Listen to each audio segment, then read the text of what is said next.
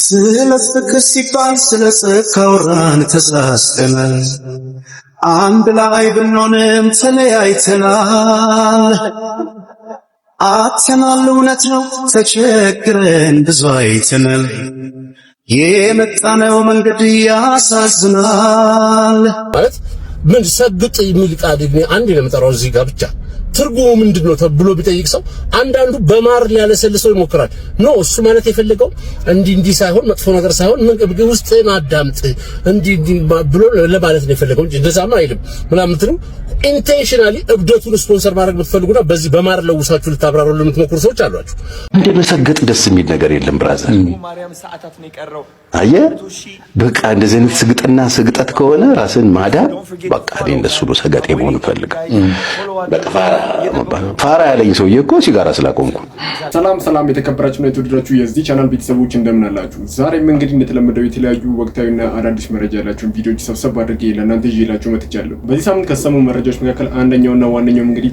ታዋቂው ቲክቶከር አዶናይ እንዲሁም ድምጻዊ ቴዲ አፍሮ አምለሰት ሙጬ እና ሰይፉ ፋንታውን አካል መገናኘታቸው ተሰምቷል እንዲህ እንዳለው መሆኑም እንግዲህ ብዙ ሰዎች ስለ አዶናይ ያልተገባም ሐሳብና አስተያየት እየሰጡ ይገኛሉ አንዳንድ ሰዎች ደግሞ ከሰመረ ባሪያው ጎን ሆነው ስለ አዶናይ ትችት እያቀረቡም ይገኛሉ እነዚህንና የመሳሰሉትን ቪዲዮዎች ይዤላችሁ መጥቻለሁ አሪፍ ቆይታ እንደሚኖረንም እርግጠኛ ስለሆንኩኝ ቪዲዮ ላይክ በማድረግ ጀምሩ ሐሳባችሁ ኮሜንት ላይ ጻፉልኝ ለዚህ ቻናል አዲስ ናችሁ ደግሞ ሰብስክራይብ በማድረግ ቤተሰብ መሆን ትችላላችሁ ወደ ቪዲዮ እስኪ በመጀመሪያም እንግዲህ የቀድሞ የሰራዊት አባል የሆኑት አንድ አባታችን ስለ ሀገራችን ስለ ኢትዮጵያ ሰላም በሚል አንደበት ሲጸልዩ ተሰምቷል እሱን እንመልከት እመቤቴ እርግቧ ቅድስት ድንግል ማርያም ሆይ እመቤቴ ቅድስት ድንግል ማርያም ሆይ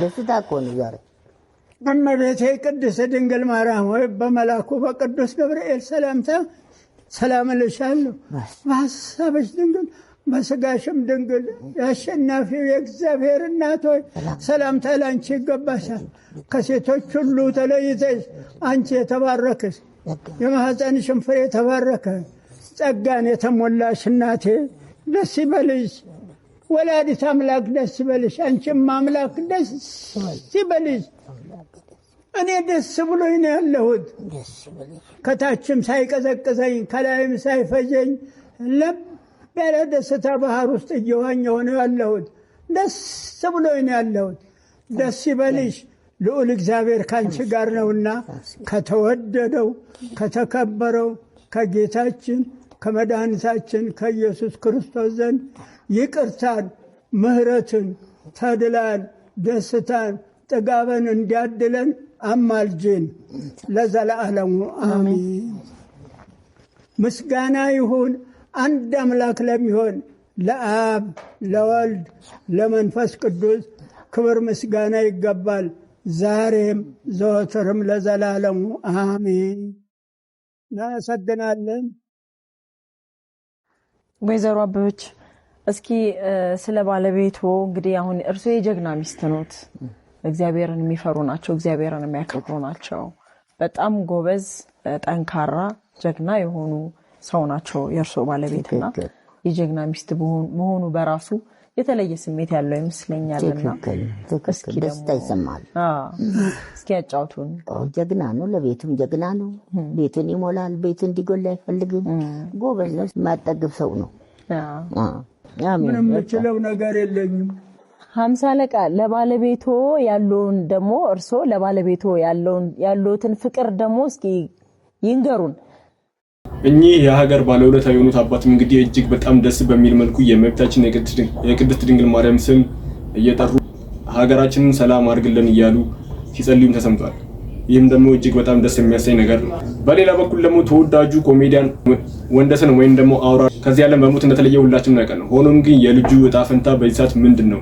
ልጁስ በይሳት ያለችበት ሁኔታ ምን ይመስላል የሚለው ነገር እንመልከትና በዚህ ጉዳይ ላይ ኃላፊነቱን ሊወስድ የሚችለው ሰው ማን ነው የሚለው ነገር እንመለከታለን የዚች ምስኪን ልጅ ጉዳይ በደንብ ሊታሰብበት ይገባል በደንብ ማለት ነው ማን ነው ከአሁን በኋላ ከጎኗ የሚቆመው? ማን ነው የሚያግዛት? ማን ነው የሚረዳት ብለው ከሞተው አባቷ በላይ ለሷ እየተጨነቁ ነው። እቺ የምትመለከቷት ምስኪን ሕፃን ነፍሱን ይማርና የኮሜዲያን ወንደሰን ብቸኛ ልጁ ነች። ብቸኛ ማለት ነው።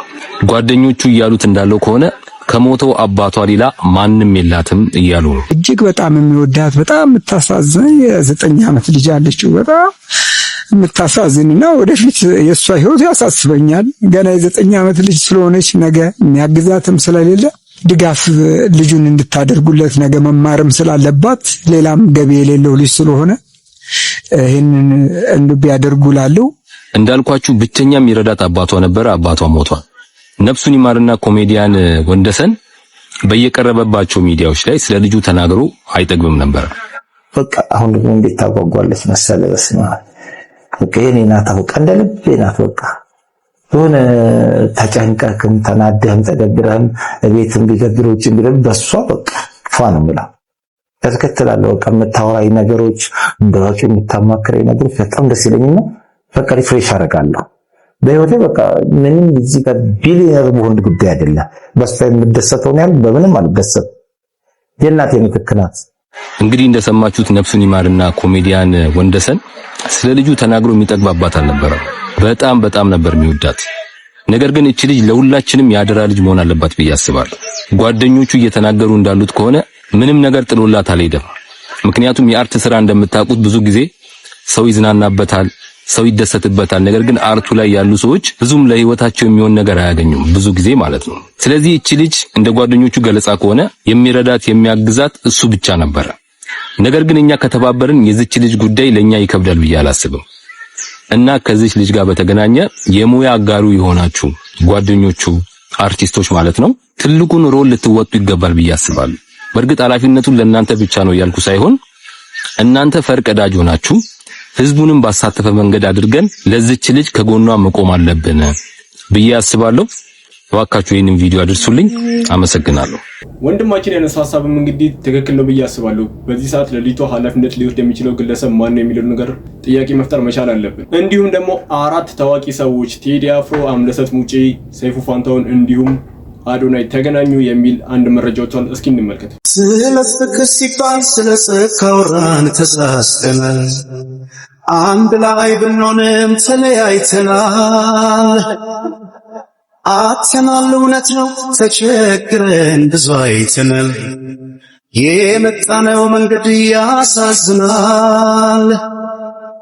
እግር ይዞ እንዴት አይሄድ ሰው ወደፊት አይራመድም። ቪዲዮንም እንግዲህ እንደተመለከትነው ነው። ይህም በጣም ደስ የሚያሰኝ ተግባር ነው። በሌላ በኩል ደግሞ አዶናይ ስግጥ ፍምስ የሚሊዮን ቻሌንጅ ባስጀመረበት ሰዓት ብዙ ሰዎች ሀገር እያጠፋ ነው እያሉ የራሳቸውን ሀሳብ አስተያየት እየሰጡበት ይገኛሉ። በዚህ ጉዳይ ላይም እንግዲህ ሰመረ ባራ ያስተላለፈው መልእክት አለ። እሱንም በመጀመሪያ እንመለከትና ከዛም በመቀጠል በዚህ ጉዳይ ላይ አንድ ወንድማችን ያስተላለፈው መልእክት አለ። እሱንም እንመለከታለን። ማለት ምን ሰግጥ የሚል ቃል አንድ ለምጠራው እዚህ ጋር ብቻ ትርጉሙ ምንድነው ተብሎ ቢጠይቅ ሰው አንዳንዱ በማር ሊያለሰልሰው ይሞክራል። ኖ እሱ ማለት የፈለገው እንዲህ ሳይሆን መጥፎ ነገር ሳይሆን ምን ውስጥህን አዳምጥ እንዲህ ብሎ ለማለት ነው የፈለገው እንጂ እንደዛማ አይልም ምናምን ትሉ ኢንቴንሽናሊ እብደቱን ስፖንሰር ማድረግ ብትፈልጉና በዚህ በማር ለውሳችሁ ልታብራሩልን የምትሞክሩ ሰዎች አሏችሁ። አንዳንዶቻችሁ ደግሞ መቼም ሰው አይሉን አውጥቶማ እንደዚህ አይልም በአደባባይ እንዲህ ሊል ቢያስብ ነው እንጂ ብላችሁ የምታለዝቡለት ለራሳችሁ ሞራል ብላችሁ እንደዚህ ነገር ውስጥ ኖርክ ከተባለ ትጠፋለህ። ስለዚህ ራሳችሁን ለማስታወም ስትሉ እንዲህማ አያረግም ብለህ የራስን ማብራሪያ ሲሰጡለትም ሰምቻለሁ። ከራሱ አንደበት ስትስሙት ምን ማለት ነው? ዴፊኒሽኑ ይሄ እኮ ነው ዴፊኒሽኑ። ደደብ ሁኑ። ድድብ ማለት ነው። ስሙ ማሰብ አቆሙ። አብዛኞቻችሁ ማለት ነው ከመጠን በላይ ታስባላችሁ። የኔ ሳይንቲስቶች ስሙ፣ ሳይንቲስት መሆን አቆሙና ማለት ነው ድድብ ስትል ገንዘቡ ምጥት አሳቢ ስትሆንስ ጓደኛዬ እንትን ቢያደርገኝስ እንደዛ ቢያጋጥመኝስ ካልኩሌት ታደርጋለህ የራስህን ውድቀት ለማምጣት። እኔ የራሴን ውድቀት ካልኩሌት ማድረግ አቁሜያለሁ። ድድብ ማውራ ነገርም ለራሱ አላቅም። በቃ እናገራለሁ ካሜራዬን ከፍቼ። አሁን የተናገርኩት ነገር እኮ አንዳንዱን ያልናድድ ይችላል፣ ግን አንዳንዱ ያናድዳል ብዬ ማሰብ አቁሜያለሁ። ድድብ ለገንዘቤ ድድብ፣ ለታዋቂነቴ ድድብ፣ ለሁሉም ነገር ድድብ። እዛው አዋቂነትማ ኖረንበታል። እኔ አውቄ ማለት ነው ያገኘሁት ምንድነው? ዝምታ። አውቄ ምን ያገኘሁት ምንድነው? መታሰር፣ ራሴን መቆጣጠር፣ መፍራት፣ መጨናነቅ። እንደዛ ቢሉኝስ ድድብ በቃኝ። ስለዚህ በዚህ ዴፊኒሽን መሰረት መደደብ ትልቅ ሰው ያደርጋል። አብራርቶታል። ባይዞ የቃላት ስተት አይደለም። አንዳንዶቻችሁ አማርኛ ሁለተኛ ቋንቋ ነው አማርኛ ሁለተኛ ቋንቋ የሆነ ራሱን አርቲኩሌት ማድረግ የማይችል ሰው አነቃቂ ተናጋሪ ብላችሁ ሸልማችሁ ታዲያ እንዴት ነው? እኛ ምን ያህል ብንተኛ ነው ኮማውስ ገብተናል? እንደዚህ አይነት ሰው የሚያነቃል ሲጀምር በጣም የሚያሳፍር ሐሳብ ነው። እንደ ሐሳብ ፐርሰናል ውሰዱት። I don't know him, you don't know me. ያንግ ነው በራይት ፓዝ ሄዶ ቅድም እንዳልኩት ሰማይ ቢደርስ ደስ ይለኛል። ሮንግ ፓዝ ትውልድን ጨፍልቀ እነዚህ ህፃናት ልጆች እንዳንተ እንዲሆኑ አርጋ የተሳሳተ መንገድ ላይ አብራርተ ስለመደደብ አብራርተ ነገራቸው እሱን ደግሞ ለራሱ ተርም አስቀምጠለት እንደዚህ ሁኑ ብለህ ኖርማሊ ከዛ በኋላ ባለው ሂደት በቃ ፌመስ ሆንክ እንደዚህ ሆንክ ምናምን የሚለው ስኬት እንደ ስኬት ተቆጥሮ በአደባባይ ሊወደስ ሊሞሸር አይገባውም። ሲጀምር የተብራራ ነው። እንዲህ ለማለት ፈልጎ ነው የሚባል የቃላት የምላስ ወለምታ አይደለም። እኔ ማንንም አልሰማም። መፈመሴን ነው የምፈልገው።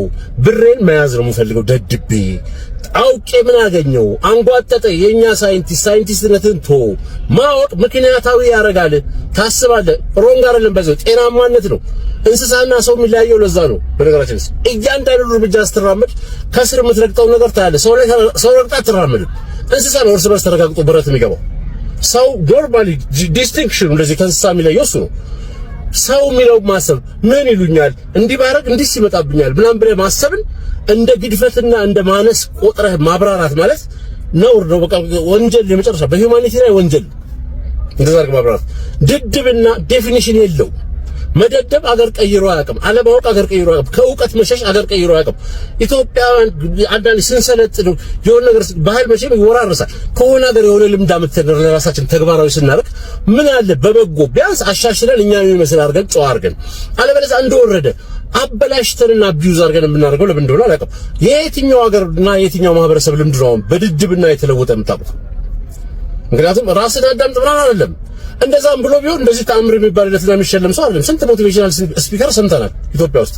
ራሳችሁን አዳምጡ ትችላላችሁ፣ የሚያደናቅፏችሁን ሰዎች እንትን ብላችሁ ውስጣው ኃይላችሁን ትስሙ ምናምን እንዴ! ኤማ ላለፉት 5-6 ዓመታት በቀን 8 የምንሰማው ታሪክ አይደል? አንዳቸውንም ጠርታችሁ ኢንተርቪው አድርጋችኋቸው አታውቁም። ዘ ኦንሊ ሪዝን ይሄ ልጅ ኢንተርቪው ያደረጋችሁት እኛን ኢንሰልት ስላደረገን ነው። አሳፋሪ ዩቲዩበሮች ዩቲዩብ ቻናል አለ የምትሉ ባይ ሰብስክራይበር ባይኖርሽስ ቢቀርስ ተዋርደሽ የምታገኙ አይቀርም። ቢቀር ሰብስክራይበር ባዶ ኮሽ ሰብስክራይበርሽ ሚሊዮን ቢሆን ምን ልታቀርቢ ነው? ለገጧት ሁሉም ሰው መጥቶ ማስተር ቤት አድርጎ አይመችም። ሁሉም ሰው መጥቶ ትናንትና ብር የሰጣችሁን ቸግሮኝ አይደለም ብሎ በልቶ አይክድም። ሁሉም ሰው ሸፍጥና አስተምርም፣ ውርደትን አስተምርም፣ ድንቁርናን አይሰብክም ሁሉም ሰው። ስለዚህ እንደዚህ አይነት እንግዶች የማግኘት እድላችሁ ራሱ ጠባብ እኮ ነው። ሰመረም እንግዲህ ያስተላለፈው መልእክት ሰምተናል። በዚህ ጉዳይ ላይ እንግዲህ አንድ ወንድማችን ስለ ሰመረ ባሪያው የተናገረው ንግግር አለ። እውነትስ አዶናይ በዚህ ሰዓት ያስጀመረው ቻሌንጅ ሀገር እያጠፋ ነው ወይስ አይደለም የሚለው ነገር እንመልከት። የአዶናይ ስግጥፍ ምስ ነው፣ የምሁራን ስግጥፍ ፍርስ ነው ሀገር እያጠፋ ያለው። እውነቱን እንነጋገር። ለዶክተር በድሉ አቅጅራና የእሳቸው አይነት አመለካከት ላላቸው ሁሉ ነው ይሄ መልእክት። ነጭ እናውራ እንጂ እንደ አቡነ ሉቃስና እንደ ጋሽ ታዲዮስ እውነት ተናግሮ የመሸበት ማደር እንዴት ያስደስታል። ማን ነው ኢትዮጵያ ውስጥ ጥፋትን እያመጣ ያለው? ኢትዮጵያ በምሁራንና በልሂቃን አስተሳሰብ እየተረፈች ነው ወይ? በእንደናንተ አይነቱ የትምህርት ዝግጅት ኢትዮጵያ እየዳነች ነው ወይ? ማን ነው ትውልድን እያቀነጨረ ያለው? እንደ ዳንኤል ክብረት አይነቱ የታሪክ ተመራማሪነት ራስና አንቱታን አትርፎ የተማረው መጥፊያ ሆኖበት አይደለም ወይ አገር እያጠፋ ያለው? በታሪክ ትምህርቱ ታሪክን እያጠፋ አይደለም ወይ ያለው? ስንቱ ዶክተርና ፕሮፌሰር ተብሎ ተሰይሞ አገርን አዳነ። ስንቱ መግቢያ ጉድጓድ ጠፍቶበት አይደል እንዴ ራሱን እንኳን ያውቀት ሳያድን ተሸሽጎ ይቻ ሀገር እንዲ ፍርስርሷ እየወጣ ያለው? ኢትዮጵያ በማን ነው እየጠፋች ያለችው? እውነት ለመናገር ማለት ቁጭ አድርጉት እስቲ ጠረጴዛ ላይና መርምሩ። ይሄን አዶናይ አይነቱ ቢያንስ በዓለም እንደ አድቨርታን ስታይል በመንፈሳዊ ደግሞ እንደ ቅዱስ ያሬድ ክፍተቱ ይታረምለታል፣ በሽታው ያሽርለታል። አረ ቢያንስ የሱ ስግጥ ፍምስ እንደነጋሽ ሰሌ አይነቱን የመኪና ባለቤት ሊያደርግ ይንደረደራል። ስንቱን ችግረኛ ይረዳል። ቢያንስ ፎልስ ናይን ነው። በእግር ኳስ ፎልስ ናይን የሚባል የአጥቂ ባህሪ አለ። በዛ አይነት መደብ ልናየው እንችላለን። በእንደናንተ አይነቱ ግን ኢትዮጵያ እየዳነች ነው ወይ? ስንቱ ሞት እየተከተለ ያለው በምሁራን በፖለቲከኞች ቀመር አይደለም ወይ? መቼም የሀገር አንድ የምሁርነት ቶፕ ነው የሚባለው በእርግጠኝነት መሪነት ነው። ራሱ መሪው ደንቆሮ ቢሆን በዙሪያው ያሉ አማካሪዎች የትምህርት ዝግጅታቸው ሃይ ስለሆነ ብዙ ያውቃሉ፣ ይጠነቀቃሉ ተብሎ ይታሰባል። ታዲያ ከሰው ነፍስ ሳር በልጦበት አይደል እንዴ እጅ ባፍ ሊያስጭነን በዛ ወዲያና ወዲህ የሚሯሯጠው? ከዚህ በላይ መቀንጨር አለ? ከዚህ በላይ እንደው መግቢያ መውጫ ማጣት አለ? ምሁራን ስንቱን እንዳይጥ ሞከራችሁበት፣ ስንቱን ፍልስፍና ኢትዮጵያ ላይ አራገፋችሁ።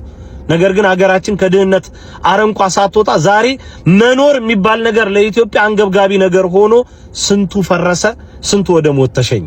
ከትምህርት ችግር ባይኖርብኝም የምሁራን ነገር ግን አንገብጋቢ ይሆንብኛል። ይሄ ጥያቄ ነው። ወንድማችንም እንግዲህ ያነሳው ሐሳብ ትክክል ነው ብዬ አስባለሁ። ተናግሮ የመሸበት ማደል ይሻላል። ህዝብን መናቅ ዋጋ እንደሚያስከፍል ሰመረ ባሪያው በተናገረው ንግግር ላይ አንድ ወንድማችን ህዝብ ምን ያክል በሶሻል ሚዲያ ላይ ተጽዕኖ ፈጣሪ እንደሆነ የሚያሳይ ቪዲዮ አለ። እሱንም እንመልከት።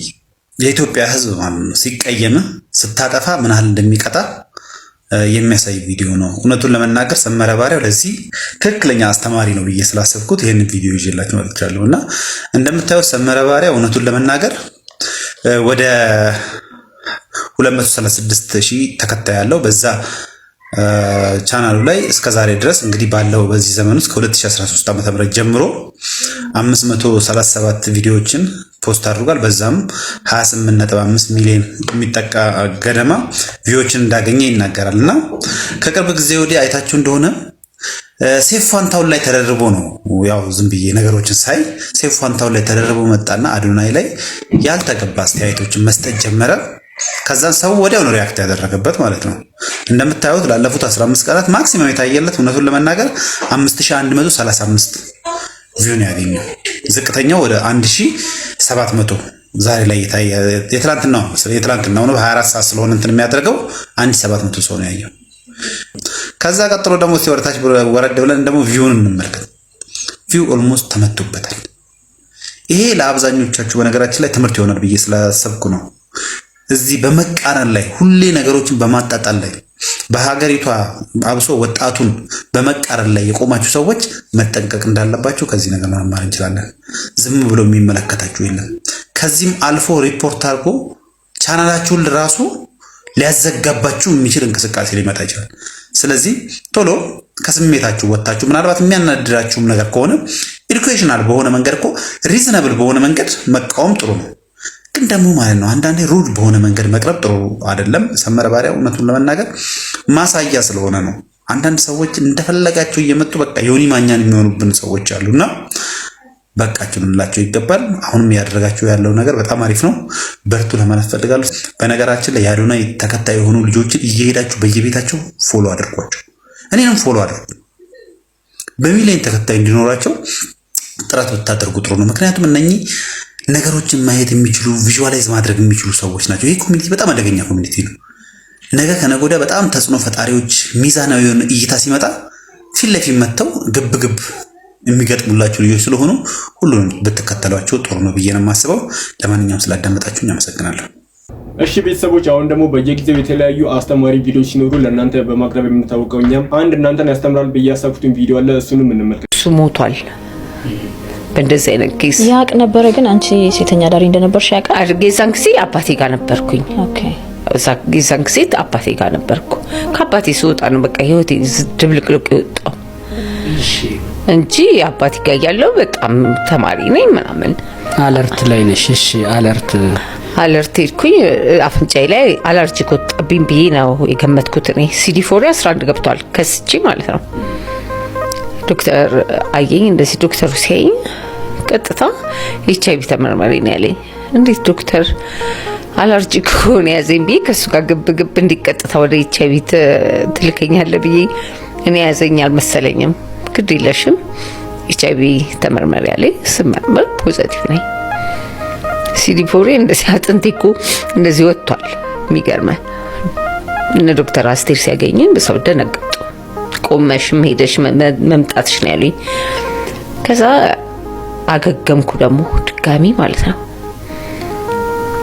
ድጋሚ አገገምኩልና ደግሞ ድጋሚ ወደ ናዝሬት ደግሞ ሄድኩኝ። መድኃኒቷ አሳመረኝ። መድኃኒቱ አሳመረኝ። አዳማ ደግሞ ሄድኩልህ።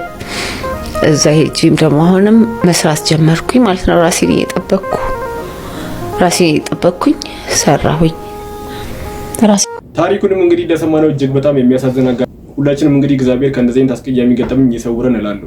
ዓይንህን ብርሃን ማጣት እንደ ምክንያት የሚቀመጠው የስኳር ህመምህ ነው ጋሽ ኪሮስ? ስኳር አነካኪ በሽታ ነው። ብቻውን ችሎ እንትን የሚል አይደለም። ከደም ግፊት ጋር አብሮ እንትን ይላል።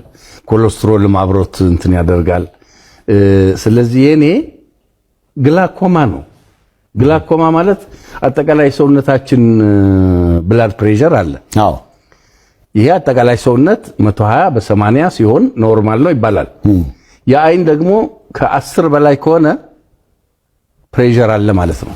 ግራና ቀኙ አይን ሲለካ መለኪያ ያላቸው ሲለኩት ከ10 በላይ ከሆነ ግላኮማ የማምጣት እድሉ ከፍተኛ ነው ማለት ነው። ስለዚህ እኔ 18 በ20 18 በምናምን ነበረ።